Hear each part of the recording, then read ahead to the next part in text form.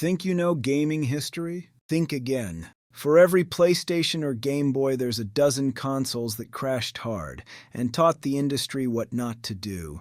In this video, we're digging up the weirdest, boldest, and most spectacular failures in gaming. The consoles that promised the future but ended up forgotten in the bargain bin. This is what they were laughing at 30 years ago. A new challenge. Quick draw with electronic pistol for target shooting. Got him. Gun the throttle. Faster. A crash. Score. Believe me, you'll have a burrow. I mean a ball. Between 1976 and the early 1980s, a peculiar madness gripped the electronics industry. Companies with zero gaming pedigree looked at Atari's success and thought, how hard could it be? Turns out, pretty damn hard. In November 1976, Fairchild released the Video Entertainment System for $169.95, later rebranded as the Channel F. It was the first home console to use ROM cartridges, letting players swap games instead of buying new hardware. A breakthrough led by engineer Jerry Lawson and his team. Based on a prototype from Alpex Computer Corporation, Fairchild replaced the Intel chip with its own F8 processor, paired with a simple joystick and colorful on-screen graphics. It also introduced two firsts for home gaming: a pause button and AI opponents, with tic-tac-toe allowing players to face off against the console itself. Though innovative, the Channel F struggled to compete once Atari's 2600 arrived. Fairchild sold only 350,000 units before handing the system off to Zircon International in 1979, which released a minor update, the Channel F System 2, before discontinuing it in 1983. But during that first year of Channel F production, RCA took its own shot at the market with the Studio 2, released in January 1977. Designed by engineer Joseph Weisbecker, it used RCA's Cosmac 1802 processor and came with 5 built-in games, including Bowling and Freeway. Instead of joysticks, it featured 2 10-button keypads built directly into the console, making multiplayer possible but awkward. The graphics were black and white and extremely basic, even for the time. Yet the Studio 2 made quiet history through Weisbecker's daughter, Joyce Weisbecker, who developed Schoolhouse Wine and Speedway Tag, making her the first woman to create a commercial video game. Also in 1977, toy giant Coleco, better known for the Cabbage Patch Kids craze, tried to stake its claim in video games with the Telstar Arcade, the flashiest entry in its Telstar line. The console looked wild, a triangular unit where each side had its own control scheme. A steering wheel and lever for driving games, paddles for sports, and even a light gun for shooting. Players had to physically rotate the console depending on the game they wanted to play. On paper, it sounded like the future of interactive entertainment. In reality, it was a technical oddity. Expensive to manufacture, awkward to use, and competing in a market already shifting toward cartridge-based systems. In October 1977, pinball and slot machine giant Bally Manufacturing decided to take on Atari with the Bally Home Library computer, designed by Dave Nutting Associates. It promised a lot. Its chipset could push 320 by 204 resolution in 4 colors, an incredible feat for its time. But there was a catch. That high-resolution mode required faster RAM than existed, and Bally never wired the console to use it. The system launched crippled at half its potential resolution, with most of its memory already eaten by the display. By the time it finally shipped in April 1978, now rebranded as the Bally Professional Arcade, it was already behind schedule and behind the competition. In 1979, Bally exited the home market. They sold the rights to a third party that re-released it as the Bally Computer System, and later the Astrocade. It included a basic programming cartridge, an inventive if bizarre solution that stored code directly in video RAM to squeeze out extra memory. Despite its technical ambition, the Bally system failed because it promised power few developers could actually access, shipped late, and never reached the audience it needed. These consoles represent the industry's formative years when innovation collided with market reality. Fairchild proved that RAM cartridges worked, but could not compete on game library. Bally built technical power that few could access. They sold hundreds of thousands of units, while Atari sold millions. By October 1982, the video game market had changed dramatically. General Consumer Electronics, working with designer John Ross from Smith Engineering, unveiled the Vectrex at the Summer Consumer Electronics Show in Chicago. This was not just another cartridge console, it was the only vector display-based home system ever released. The story began in 1980, when engineers at Electro Maven discovered a small cathode ray tube and wondered if they could turn it into a game. Originally conceived as a handheld device called the Mini Arcade, the idea soon evolved into a tabletop console with its own built-in 9-inch screen, and it was officially released in October 1982 at $199. Instead of connecting to a television, the Vectrex featured an integrated 9 by 11-inch monochrome CRT display. A detachable wired control pad folded neatly into the lower base of the console. Each game came with translucent color overlays to place over the screen, a clever workaround for the lack of color. The built-in game was Mindstorm, an asteroids-inspired title stored directly in the system's ROM. Optional peripherals included the 3D imager goggles and a light pen for creative interaction. Strong early sales led Milton Bradley to purchase General Consumer Electronics in 1983.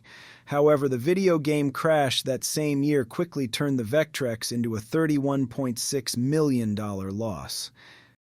Then came 1991 and Philips's grand misstep, the CDI, short for Compact Disc Interactive. Co-developed with Sony, the project actually began back in 1984, just 2 years after the compact disc first appeared, and was publicly unveiled at Microsoft's CD-ROM conference in 1986. Philips envisioned the CDI as an all-in-one multimedia hub, a single system for movies, music, education, and even early internet access. Through the CD Online service launched in 1995, users could browse the web and send email. Only one title, Ram Raid, ever took advantage of its online play. Despite big backing from Matsushita and massive investments in software and hardware, the project stumbled. The hardware, originally promised for Christmas 1987, didn't appear until 1991, by which time CD-ROM PCs had already overtaken it. As Monkey Island creator Ron Gilbert famously said, "If it had come out 4 years ago, it would have been hot." Now, it's behind the times.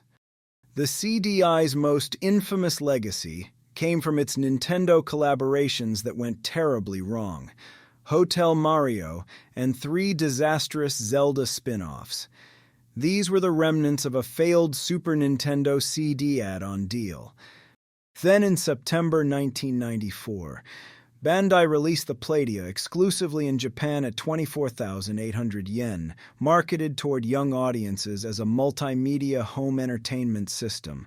The Playdia used a single infrared joypad with simple controls and was intended for elementary school students. The console featured a CD-ROM drive, and the controller used 2 AAA batteries with infrared wireless. The Playdia could create anime-style full-motion video using CD-based games. Most were interactive learning experiences, though Bandai created video games based on Gundam, Sailor Moon, Ultraman, and Dragon Ball Z. They lacked true game action. Players simply directed on-screen figures by choosing from menu options. And it obviously had poor sales, because why would you buy Playdia when you can play Nintendo or Sega Genesis? Consoles with real games, not clunky interactive videos. In the end, around 30 titles were released, most being educational or anime-based interactive content. In October 1995, Casio launched the Loopy, officially titled My Seal Computer SV100. Priced at 25,000 yen and released only in Japan, it was one of the few consoles ever designed specifically for female gamers. What made the Loopy truly stand out was its built-in thermal color printer. letting players turn game screenshots into stickers. Casio even sold an optional accessory called Magical Shop, a video capture device that allowed users to grab images from VCRs or DVD players, decorate them with text, and print them out. Including Magical Shop's own software, the Loopy's library topped out at just 11 titles, all focused on fashion, drawing, and creativity rather than traditional gaming. Despite its charm, development stopped in late 1996, and Casio ended production by 1998. The Loopy was less a console and more a digital craft toy, combining play and creativity in a way that was ahead of its time, but far too niche to find real commercial success. Then in March 1996, Bandai released the Apple Pippin in Japan for 64,800 yen. The system was Apple's bold attempt to license Macintosh technology for gaming and multimedia, built around an open platform concept. Its name came from the Newtown Pippin apple, and Bandai president Makoto Yamashina had chosen Apple's architecture over other options back in 1993, hoping to create a simplified CD-ROM-based Macintosh for entertainment. As consumer interest shifted toward online connectivity, Apple redesigned the system to include a modem and upgrade its processor from the Motorola 68030 to the PowerPC 603. The platform was officially unveiled in Tokyo on December 13, 1994. Yamashina optimistically predicted 200,000 units sold in the first year, a goal that never came close. Unlike other consoles, the Pippin lacked dedicated graphics or sound chips, relying instead on software-driven QuickTime playback. The Japanese Pippin Atmark model offered only 6 megabytes of RAM, which was far behind true gaming hardware of the time.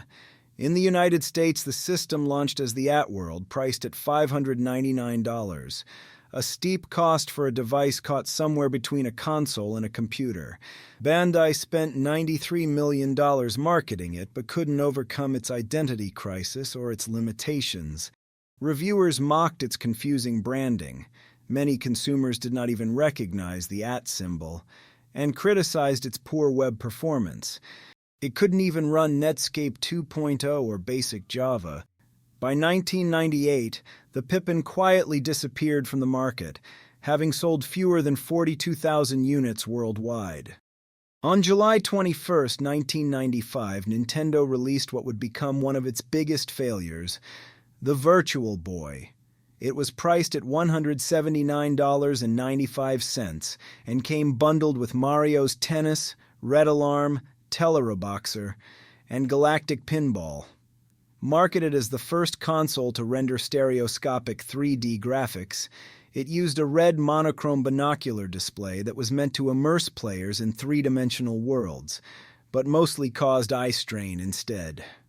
The system spent 4 years in development under the codename VR32.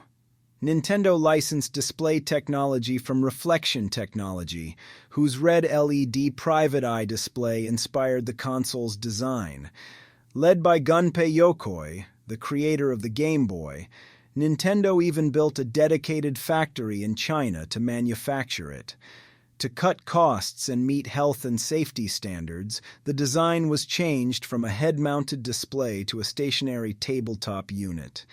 Red LEDs were kept because they were cheaper and provided better contrast, while color LCDs were considered too expensive and too unstable for the time.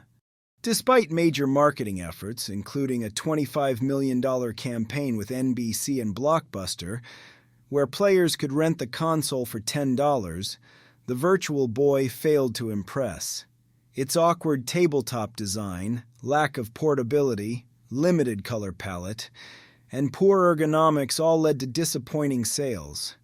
Nintendo had expected to sell 3 million consoles and 14 million games, but by the end of 1995, only 350,000 units had shipped. Total lifetime sales barely reached 770,000 units worldwide. Critics described it as uncomfortable, antisocial, and underwhelming. Reports of headaches and dizziness only made things worse. By that time, Nintendo's development focus had already shifted toward the Nintendo 64, and by August 1996, the Virtual Boy was quietly discontinued. Even Gunpei Yokoi himself reportedly viewed it as a compromise product, rushed to market before it was ready. Today it remains Nintendo's lowest-selling standalone console, remembered not as a leap into virtual reality, but as a fascinating misstep in gaming history. As gaming entered the 21st century, a new wave of overambitious consoles emerged, sleek, overhyped machines that promised the future but delivered failure, starting with the Tiger Telematics Gizmondo. It was a handheld console that promised everything: GPS navigation, text messaging, music playback, and 3D gaming, all in one sleek, high-tech device. Retailing for $400 or $229 for a version subsidized by ads, it was marketed as a lifestyle gadget for the new digital age. On paper, it looked revolutionary. In practice, it became one of gaming's most infamous disasters. The Gizmondo ran on a 400 MHz ARM9 processor, with a 2.8-inch color screen, and early demos showed off 3D titles like Colors and Trailblazer. But beneath the hype was chaos. The system had almost no software support, no killer apps, and a confusing interface. Tiger Telematics was losing money rapidly, long before the system even launched, burning through over $300 million in less than 2 years. Fewer than 25,000 units were ever sold. By early 2006, Tiger Telematics filed for bankruptcy, leaving warehouses full of unsold consoles and an industry shaking its head in disbelief. Hot on the heels of the Gizmondo's implosion came another experiment in hybrid gaming. In October 2006, Mattel released the Hyperscan for just $69.99. Marketed as a bridge between traditional video games and collectible card play, it targeted children rather than serious gamers. The idea was simple, but clumsy. Players would scan trading cards using an RFID reader to unlock characters, powers, or items inside the game.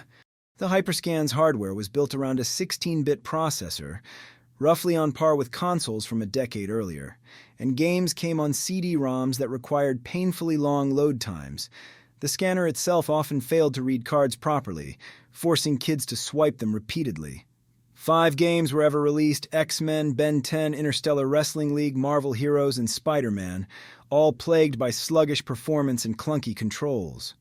Mattel's attempt to blend digital and physical play might have been ahead of its time, but the execution was disastrous.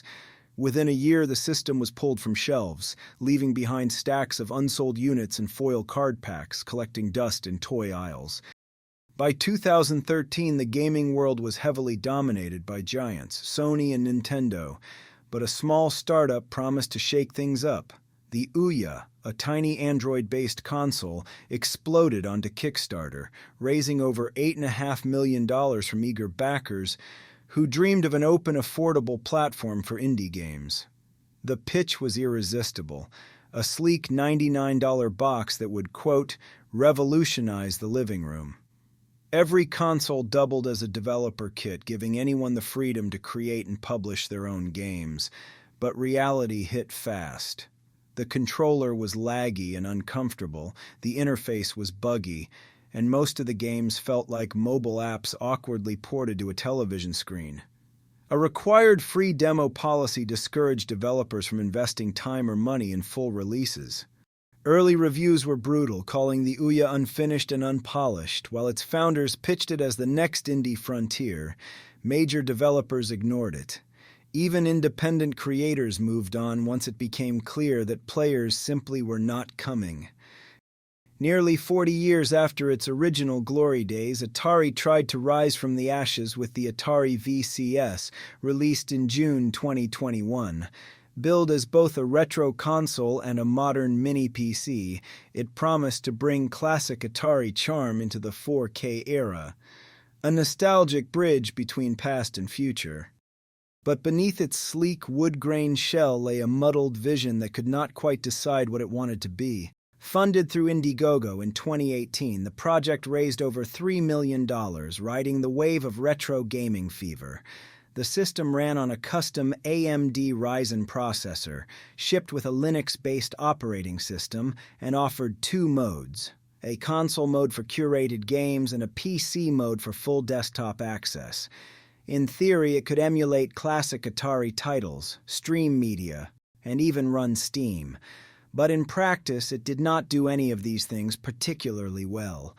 Performance was inconsistent, menus were laggy, and the game library was thin, relying mostly on nostalgia bundles like Atari Vault. The price between $299 and $399 made it as expensive as a PlayStation 4 at the time, yet far less capable. Developers ignored it. Updates arrived slowly, and buyers were left wondering if the Atari VCS was a console, a PC, or just a collector's curiosity. And in December 2021, another retro console tried to capture nostalgia in a modern form: the Evercade VS, a cartridge-based home system from Blaze Entertainment. With dual slots, 1080p output, and 4 controller ports, it celebrated physical media in a digital world. Collectors appreciated its authenticity, but mainstream players barely noticed. Competing against emulators and mini-consoles, the Evercade VS never found its footing. By 2024, it quietly slipped into cult status, a well-crafted tribute that reminded everyone how hard it is to make the past profitable. In April 2022, indie studio Panic, best known for publishing Untitled Goose Game, released the Playdate, a handheld console unlike anything else on the market. Tiny, yellow, and powered by a hand crank on its side.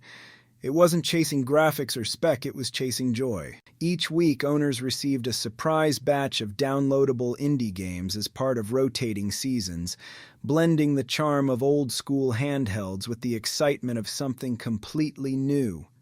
Its black and white screen, simple directional pad, and crank-based controls gave it a one-of-a-kind feel, part toy, part art project, and entirely delightful. The Playdate sold out quickly, but remained a niche collector's item, adored by indie developers and retro fans, yet just a little too quirky for mass appeal. It did not fail in the traditional sense, it simply lived comfortably outside the mainstream. A tiny yellow love letter to creativity over power. And there it is, a whole lineup of consoles you probably never heard of, and honestly maybe for good reason. From the Channel F's early cartridge dreams to the Playdate's hand-cranked charm, every one of these systems tried to stand out, and fell flat on its face in some spectacular way. If you enjoyed this trip through gaming's forgotten flops, hit like, subscribe, and drop a comment with the weirdest console you've ever heard of. Who knows, it might show up in the next episode.